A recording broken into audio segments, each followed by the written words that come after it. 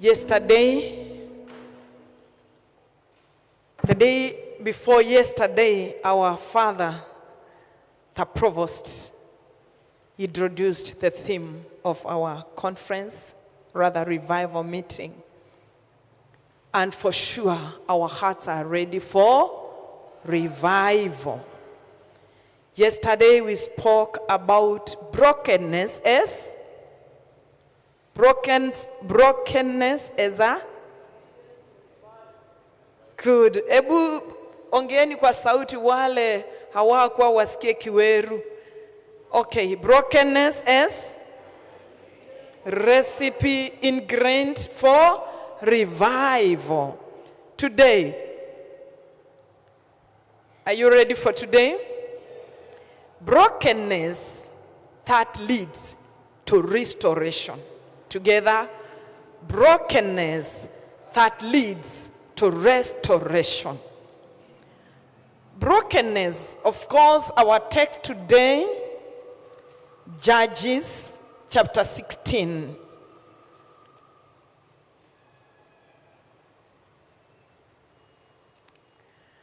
Judges chapter 16, of course, from verse 1 to 30, but because it's a very huge text, we are kicking off from verse 16 to 30 or to 28, hapo tu.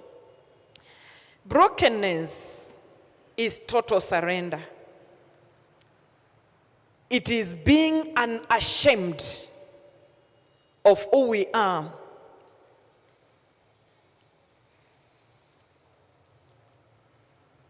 I want to remind you of a statement by one of our preachers that if your knees can touch the ground, you can wear the crown again. Say after me, if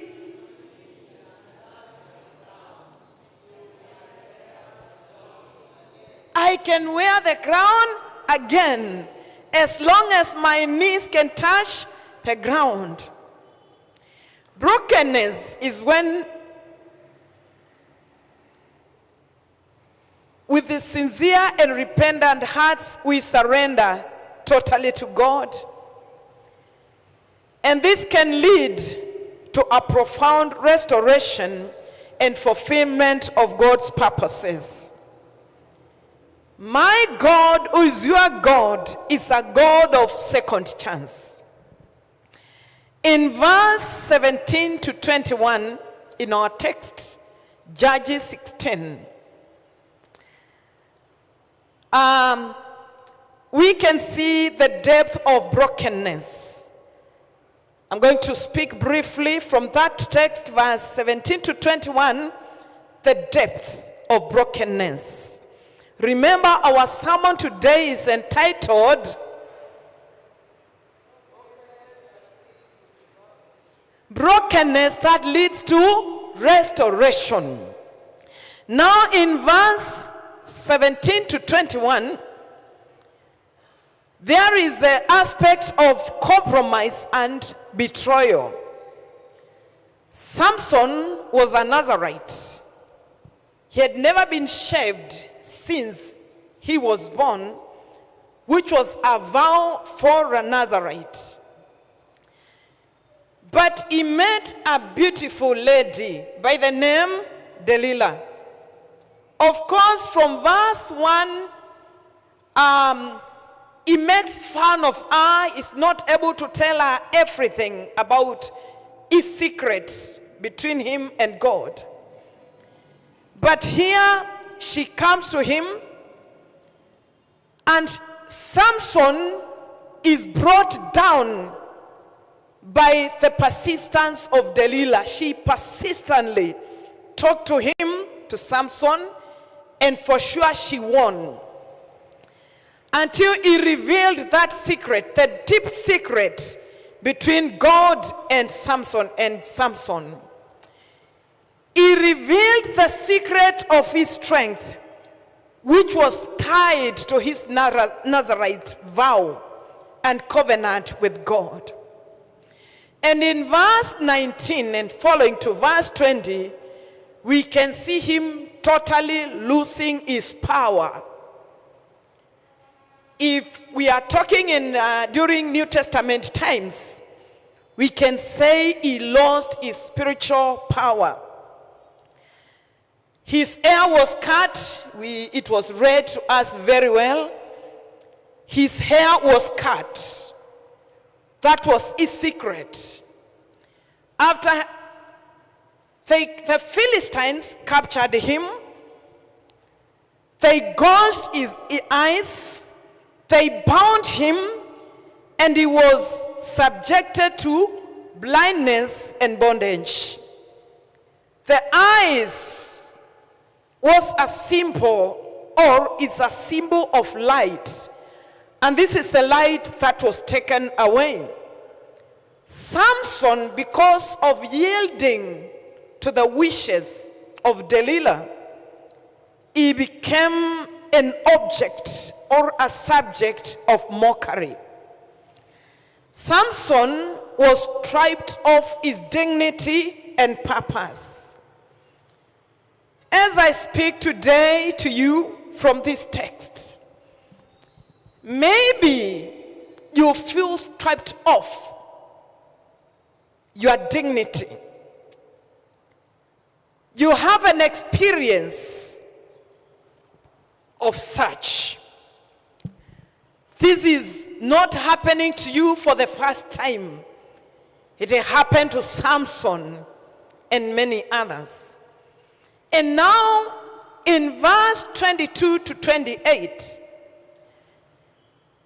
I call this as a turning point from bondage to restoration, which is rooted in brokenness. Verse 22,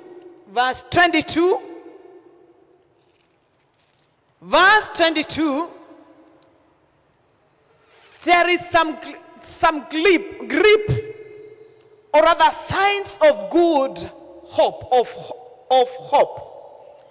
Verse 22 says, is there, can we read together? But, together.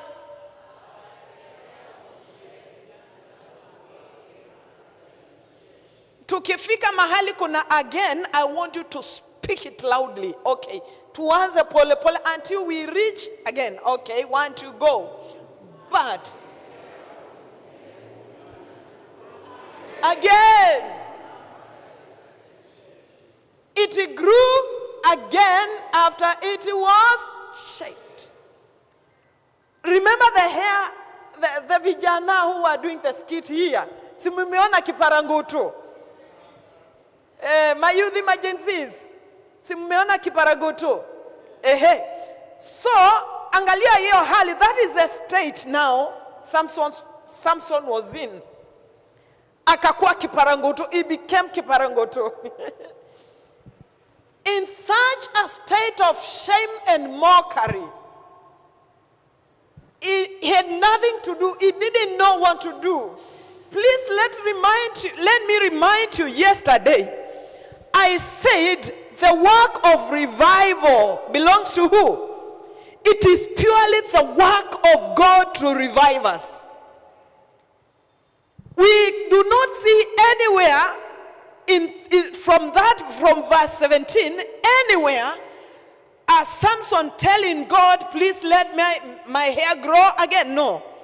But the Bible in verse 22 says, however, that version says, but the hair of his head began to grow after it had been shaved.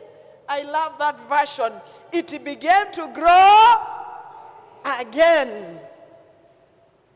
Now, the hair began, ya kichwa chake, began to grow again. This growth illustrated here is a very powerful tool of God's love, mercy, and possibility of restoration or renewal. The growth, this growth, kidogo kidogo, hoya, is the thing, the hair that began to grow.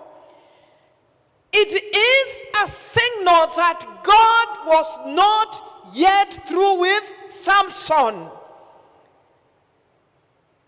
It is, our God is a God of a comeback.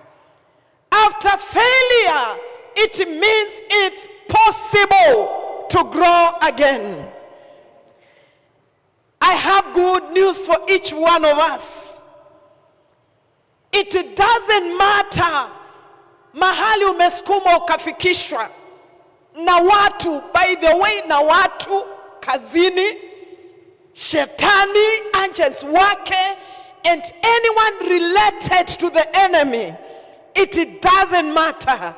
There is hope of growth. The hair shall grow again, because the owner of the hair is God, is the one who is able to command it.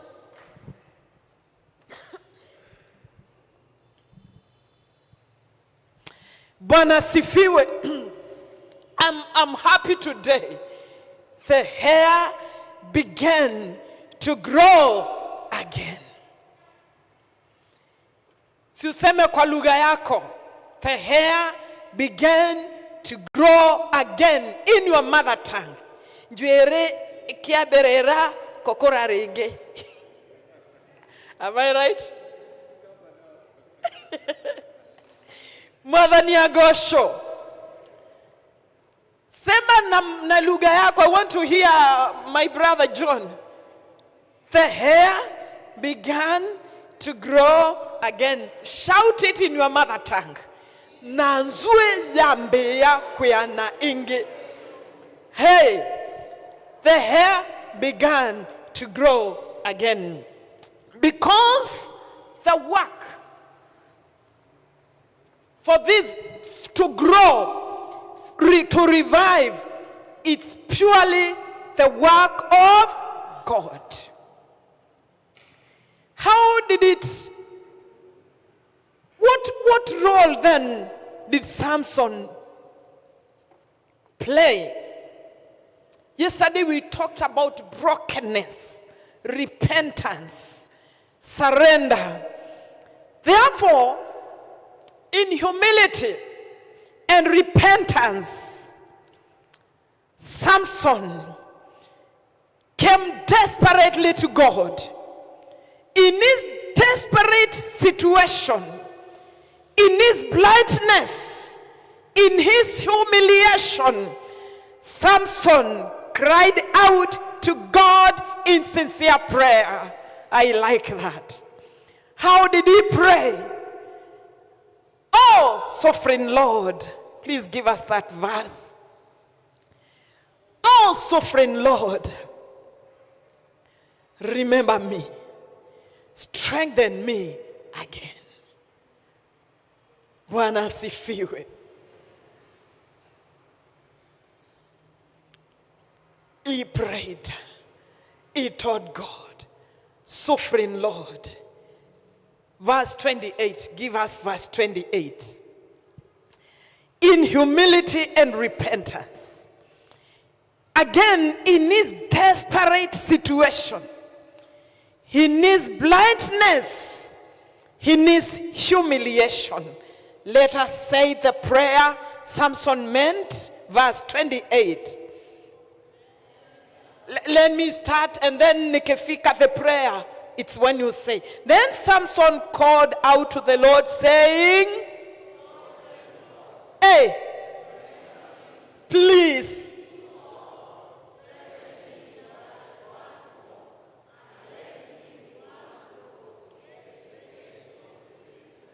With one blow, let me read my version. Oh Lord, God, remember me, I pray. Strengthen me, I pray, just this once. Strengthen me once again, oh God, that I may with one blow take vengeance on the Philistines for my 2 eyes. Samson completely acknowledged of total dependence upon God. This reminds me that I should not give up. I'm also calling upon each one of us who feels you are in a very desperate situation. Remember, when his hair was cut, they gathered together in verse 24. Verse 23, the lords of the Philistines gathered together to offer a great sacrifice to Dagon, their god, and to rejoice. This is what they are saying. Our God, G, small g, has delivered into our hands Samson, our enemy. When the people saw him, they praised their God. They said, sikiza vile wanasema, our God has delivered into our hands our enemy, the destroyer of our land, and the one who multiplied our dead. They are gathering together to celebrate a failure, a humiliated person whom they are calling his enemy, their enemy. They are saying that their gods, miungu zao, their gods, has delivered us. Our enemy. Ako sasa mikononi mwetu. David humbly surrenders before the presence of God. He makes a prayer. I think of which I cannot ascertain this. But suppose Micah 7:8 was in his mind. Micah says, do not gloat over me, O my enemy. Because even if I fail, I will rise again. Bwana sifiwe. Please take a look of the pains, frustrations, challenges in your life. You do not know what to do. Instead of crying, instead of giving up, Samson is praying and is saying, God, remember me once again. Mungu nikumbuke mara tena.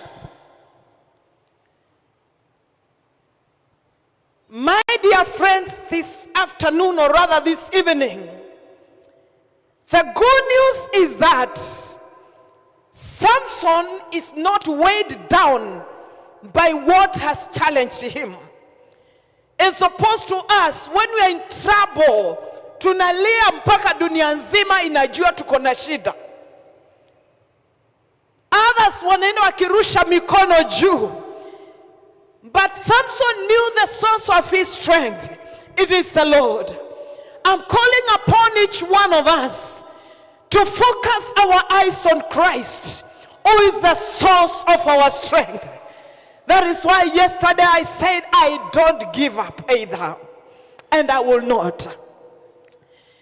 I'm reminded of Jonah. In Jonah chapter 2. Jonah, the Bible says in verse 1. Jonah chapter 2 verse 1. The Bible says Jonah prayed to God in the belly of a fish. In this desperate situation, Jonah knew there is another chance.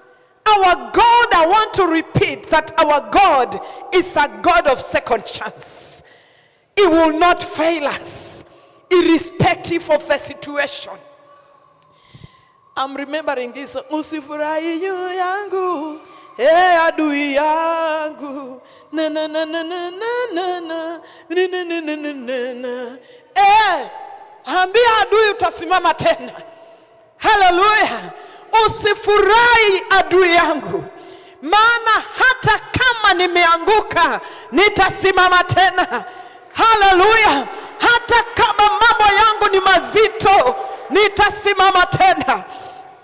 Hallelujah. Ukose kunishika shika, adui yangu. Ni. Imba vile unajua. Ni. Na.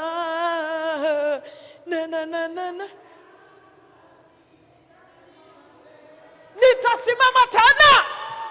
Hallelujah. Mimi Flo nitasimama tena. Shetani ukinitafuta kwa depression, hauna bahati. Hallelujah. Ukinitafuta kwa stress, hutanipata tena. Nitasimama tena. Hallelujah. Therefore you my enemy, shout with me, my enemy, do not gloat over me. Ukose kunicheka, adui changu. Ni. Nitasimama tena. Nitasimama tena. Hallelujah. Ndekemono endenengongama. Kwani iko nini? Nitasimama tena. Hallelujah. Acha nikuelezee vizuri my friend. Hii dunia kama unafikiria kuna mtu anakuhurumia, you are wasting your time. Either wisdom they no be mundu akwe atai unaharibu saa zako. Yaani unafikiri kuna mtu anakuhurumia? My friend, unafikiri kuna mchungaji anakuhurumia? You better befriend Jesus. Hallelujah. Ni ukuwe rafiki ya Jesus. Hati kazini unafikiria hapo uko na rafiki. Hakuna. Befriend Jesus. Ndio ukianguka hata kushikilia.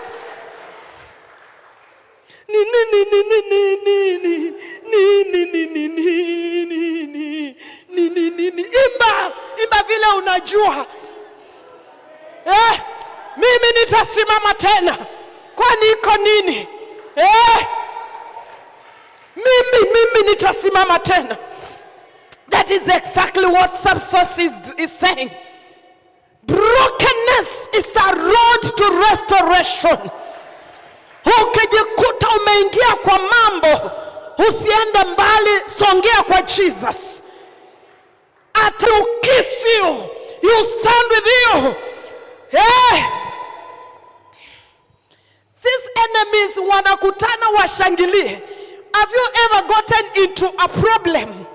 Na watu mlikuwa mnaomba pamoja, wanaanza kusema ni mapigo ya Mungu. Ni matabasengaitimu inawaambianga Mungu si mchawi. God will always identify with me in my pain. Hallelujah.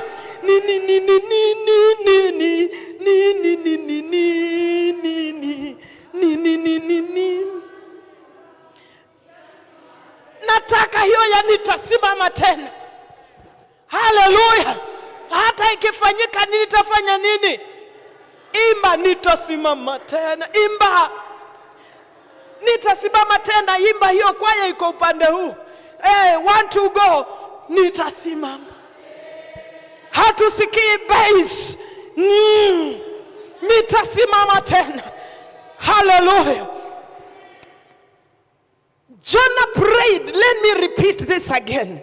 Jonah prayed in the belly. In the belly. Samson prays akiwa macho imefanya nini? Imeng'olewa. Na can you imagine imeng'olewa bila inaitwa nini? Wale madaktari mko hapa. Inaitwa hivyo. Ati anasema Anastasia. Anyway. Aling'olewa, aligojiwa. I don't know, they used a chisel. Can you imagine the pain? Anatolewa bila hiyo kitu hiyo amesema. Hiyo. Akadungwa. Angalia sasa macho yake ina bleed. Imekuwa mashimo. Lakini anaenda kwa Mungu. Anamwambia, oh sovereign Lord. Hallelujah. Oh sovereign Lord. I am calling upon you who is in pain. Let us shout and call upon the name of the Lord in our pain.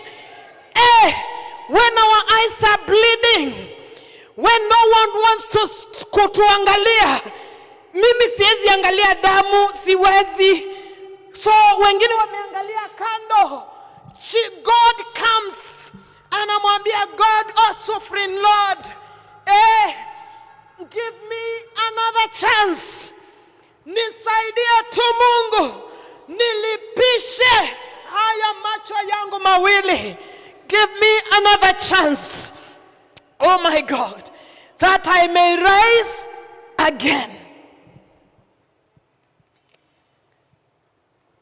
God's grace, friends, is manifested even in our weaknesses.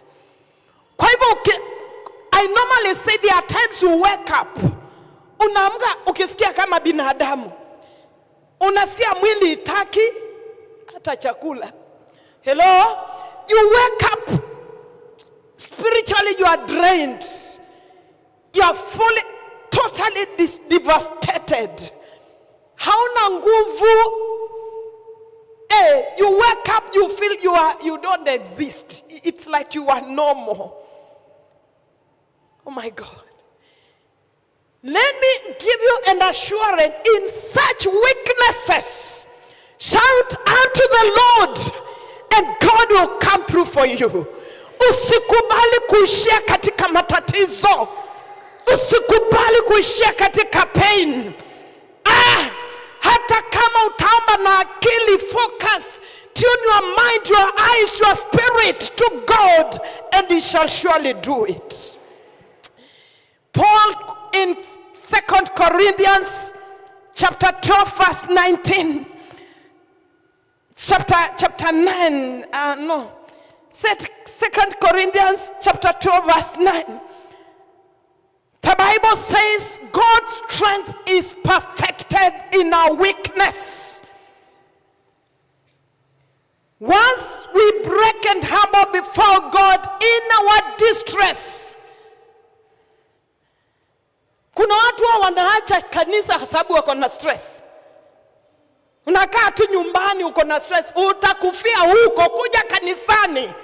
Mavijana when they were acting, they have acted. Mtu hana kazi, mwingine amebeba kamba ajinyonge kama kuku, lakini wakakuja wapi? Kanisani. Kimbilia Jesus in your distress, He will come through for you. That is revival.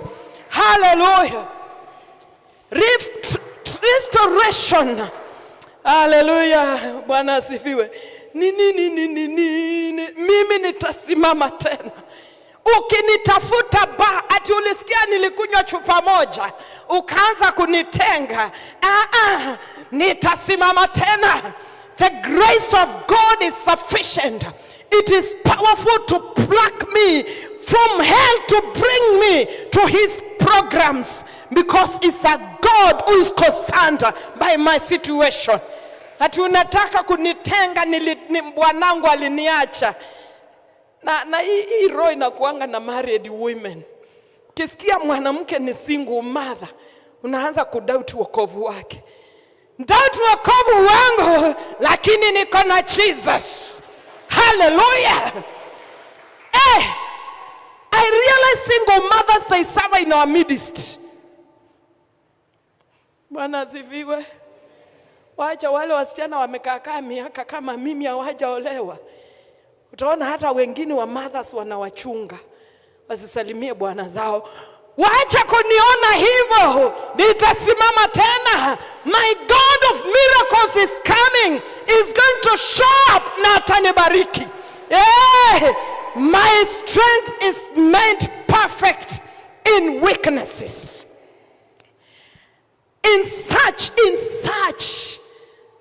scenarios, pain, God's power is manifested.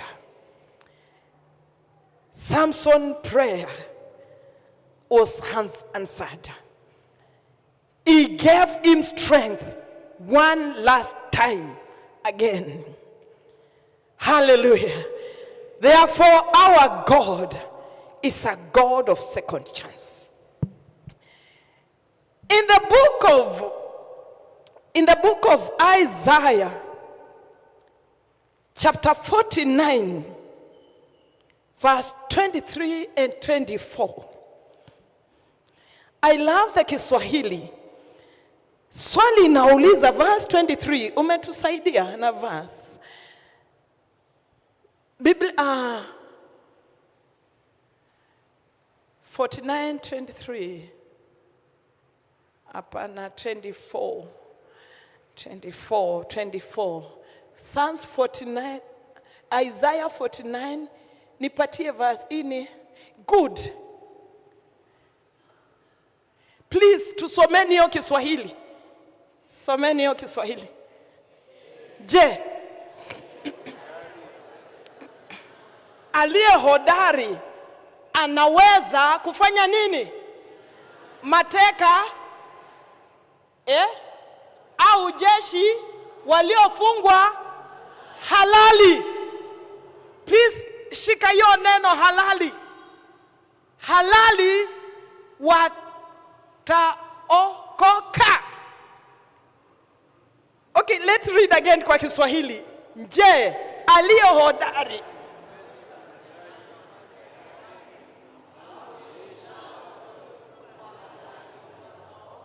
waliofungwa, walioshikwa mateka kihalali. Give us the English version, New King James. New King James. But underscore the word kihalali. Halali.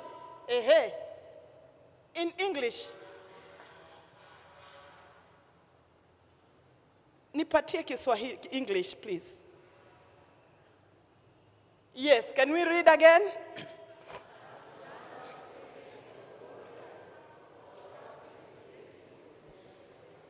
Okay. When we read the story of Samson, amechukuliwa mateka kihalali. Yeye mwenyewe ndiye amejipeleka kwa nani? Kwa Delilah. He forgot his Nazarite vow and covenant. Akaenda mara ya kwanza, akabembelezwa, amejipeleka, ameshikwa mateka kihalali. In short, the enemy anasema si ndiye alijileta. Unanielewa? Anamdanganya, anarudi tena. Ni kama alikuwa anacheza ile mchezo wa watoto inaitwa kalongo. Nyinyi hamjui kalongo. Nyinyi watao. Anacheza kalongo, anarudi tena. Anafungwa, anakata. You know, he breaks the shackles off. He goes again. Delilah tells him, no. Kwa nini unanidanganya? I don't want to add. Nimesikia wahubiri wakiongeza sana, so sasa kuongeza. But iko hivyo. Si alibembelezwa. He goes again. The lady tells him, no. Anafungwa tena. Anazikata. Then he comes again. The girl, Delilah, beautiful Delilah, tells him, why are you lying to me? You do not love me. Ningependa uelewe ya kwamba Samson ameshikwa mateka kihalali. Is in bondage kihalali. Now, we may have entered into covenants kihalali. Unakuta umejiingiza kihalali. You're so much bound. And many times unaenda unahubiriwa kule, unaambiwa ni lazima uvunjwe nini, uvunjiwe inavunja nini laana. Ni lazima ufanywe deliverance. Ulijipeleka kihalali. Have got good news. Verse 25 inasema yes. Give us us verse 25. Ni swali, it's a question Isaiah is asking. Give us verse 25. Isaiah, what does the Lord say? Yes. Ngoja, let me ask this question.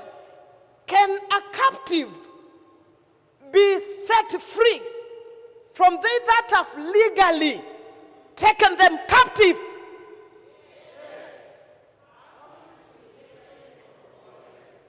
Yes.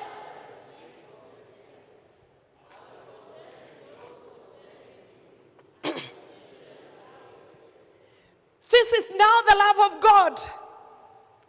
It doesn't matter vile ulishikwa mateka. The fact remains that our God is able to deliver you from wherever you are bound. The secret, it is to break before his presence. Na kukubali kweli mambo ikuenda vizuri. Lord Jesus set me free. And this is exactly what happened. After Samson prayed, indeed, God answered his prayer. In verse 29, Samson took hold of the two middle pillars which supported the temple. And he braced himself, my God. I wish you knew Kikamba. And akashika kwa nguvu. Bwana sifiwe. Si mnajua mimi napenda wrestling, by the way. Hebu fanya hizo, let's do wrestling. By the way napenda. Kwanza ikifanywa na wamama. He braced himself. Akashikilia hizo pillars kama hizi. Eyambia. He pressed. Kikamba ni eyambia. Hallelujah. And he shook them. Now usisahau ni kanywele kadogo, provost. Hata labda ilikuwa dogo kushinda hii yako nywele. But as long as he has given God a chance, the God of second chance, who is able to do it again. Hallelujah. He braced himself, one on his right and the other on his left. He shouted Samson a second time, akasema, let me die with the Philistines. He pushed with all his might, Kina Tyson. And the temple fell on the Lord's. Walikuwa 3,000 huko kwa rooftop. The people, please, verse 24, the people are celebrating that their God has delivered their enemy into their hands. Now the people who are gathered mocking Samson, they are gathered. Mausweta gathered. Now wengine 3,000 men and women. They are Lord, they are leaders, and they are everybody. Samson pulled. So the temple ikaanguka. And the Bible says he killed one time. Mara moja, mara that. Sure. Many people kushinda the ones he killed when he was alive. This is my God of second chance. As long as you are not going to give up, my friend, God is giving you back what the enemy has stolen. This is my God. In this revival, as long as we break before his presence, you acknowledge, kweli nilishikwa mateka kihalali. Niliibiwa pesa kihalali. Nilinyang'anywa kihalali. Nilihongana kihalali. Nilijiingiza katika shida kihalali. As long as you open your eyes, call upon the Lord, break into his presence, is coming once again to set you free. In the name of Jesus. You who is in a broken marriage, the enemy is telling you, imekwisha. God is restoring your family in the name of Jesus, because our God is a God of second chance. In the book of Hebrews chapter 11 verse 32, this same Samson, unajua angekaa kisononeka, angesaulika. Ndeva akuye angeisha. Oh, nimekumbuka my mother tongue song. Okido wateire nyando wa honokyo. Okedo kareho na kege. Bwana asifiwe. Oh, yani ndabo ngapi? Double. As long as you know the secret. Brokenness. Okege, okareho na kege. Chochote uliopoteza. As long as you know the secret is brokenness. I don't know wale mko na watoto wadogo. There are things ikifanyika home, ukiuliza sio mimi. Sijui sio mimi. Hiyo iko kwenu ama ni kwangu? Sio mimi, sijui. Ukijikuta umeingia kwa dhambi, wacha kubehave kama mtoto ati sijui sio mimi. Kubali mimi Flora nimetenda hayo. Kwani iko nini? Mimi kweli Mungu nimetenda hayo. Ninaomba unipe chance nyingine. I am going to live another time to glorify the Lord and to shame my enemies. May anyone who has ever risen against you be consumed by the power in the name of Jesus. As long as you've given God a second chance, na umeamua kuhambo, nakege okareho, nakege. In Hebrews 11:32, sorry, I have not said what vile inasema. Ama umeambiwa. In Samson, wewe usijali dada, usijali, tukutanie crusade pale. Bwana asifiwe. Samson is listed, amewekwa kwa list ya men of faith in Hebrews 11:32. Suppose angengolewa macho na aseme ni sawa tu iende hivyo. Most of us tunasema si imefanyika hivyo tu, hiyo ni mapenzi ya Mungu. Let me tell you, mapenzi ya Mungu ni ujipiganie. Si ungedhie hivyo unyang'anywe kila kitu umengedhia.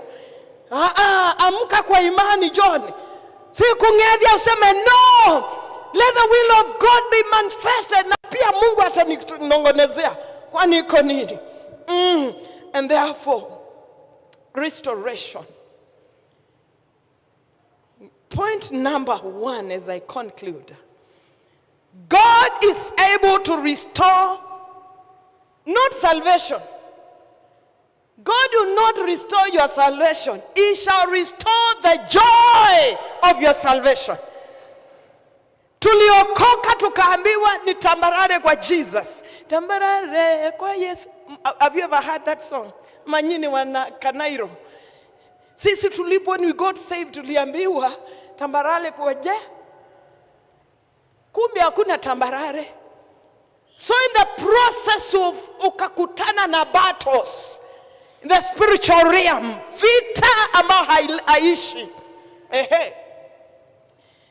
Until you lost the joy of salvation. My son aliokoka. Ameokoka. Sasa juzi he told me, "Mom, wewe hujaokoka ukuwe ndia." Yaani sijaokoka nikuwe fala. Things have happened until you've lost the joy of salvation. Today, I've got good news for you. The Lord God Almighty shall restore the joy of your salvation. You will not regret why you got saved. Because the Lord God, among the things is restoring, is the joy of salvation. Create in me a clean heart, oh Lord, and renew our right spirit. Hey, David akaomba, renew the joy of my salvation. In Job chapter 40, give us Job 40, verse 10b. So restoration is real. Na mimi sitoki hapa kama sijapata kile Mungu ameniahidi. I will break until I break, so that the Lord may release what is promised. Job, okay, can we read that verse? Then adorn yourself with glory.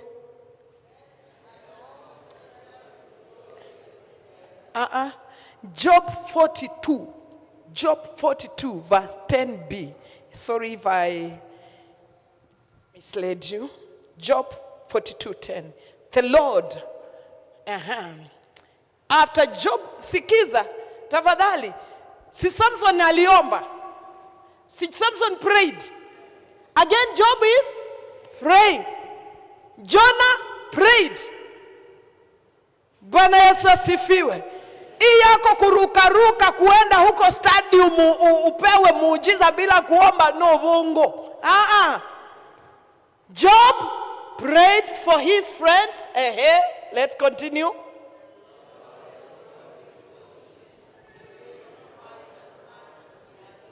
May it happen to you in the name of Jesus. Job prayed. When I didn't like mathematics when I was in school. I was influenced by my elder sister ziko ngumu. So nikakuwa, I don't want to hear about mathematics. So when we were preparing for exam, tunalalia kitabu hipo, tunasema inaingia through. Hizi vitu za Mungu haziingii through osmosis, my friend. You need to pray. Bwana sifiwe. Si ati unaamka hapo unasikia nganga. Ako na crusade stadium unaenda unasaba makofi ndio miracle ingie. You have to make a deliberate move to seek the face of God. Bwana sifiwe. Uwezi enda fellowship, uwezi enda wapi, uwezi omba na unataka miujiza ikuje. No bongo. Job prayed. What happened? The Lord restored unto him his fortunes. Give me amplified version, please. Third verse, amplified version, or Living Translation. I really like this. Ebuskia hii yangu. The Lord restored his fortune. In fact, have you seen that word? Yes, can we read again? This is amplified.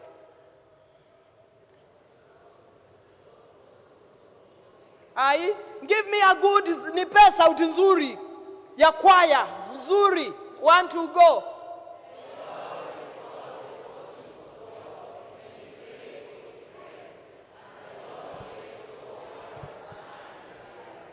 God gave him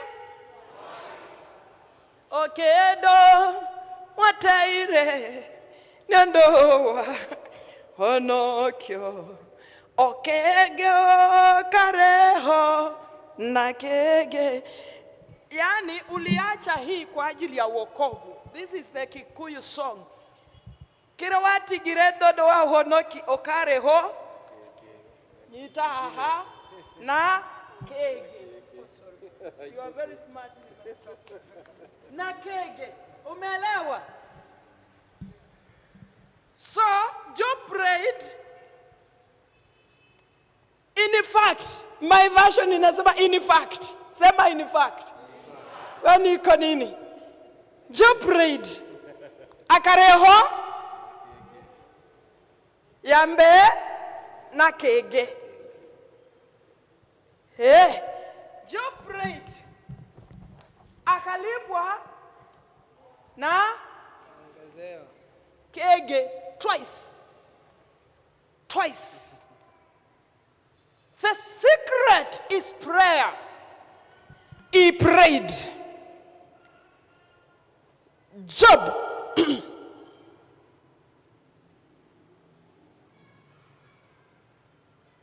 had lost children, 10, possession, wealth, health. Akarewo na king, he was given twice as much, and God restored his fortunes.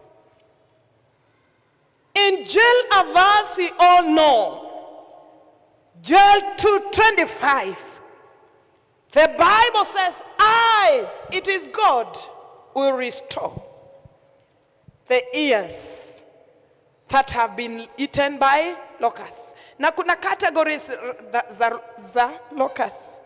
The crawling, the chewing.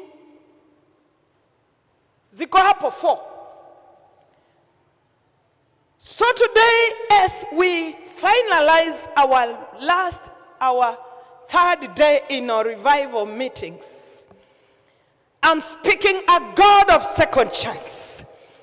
A God who will restore what the enemy has stolen from you. I believe it with all my heart. He shall renew the joy of your salvation. He shall restore your family. You who is almost are calling it quits, I have got good news for you. In your distress, call upon the Lord, breaking into his presence, and he shall surely do it. This is my God. Piga Yesu makofi. Let us all stand in the presence of the living God. Take a step of faith tonight. If God restored the eyes and the hair of Samson, the Bible in Hebrews 13:8 says, the Lord is the same today, yesterday and forever. Aliyekuweko ako na atazidi kuwa. Aliyotenda atatenda maana ako na sisi. Praise and worship Jehovah Shammah. I see you everywhere. Blessed Redeemer, your glory fills the earth. Everlasting God, the one who watches me, I shall put my confidence in him.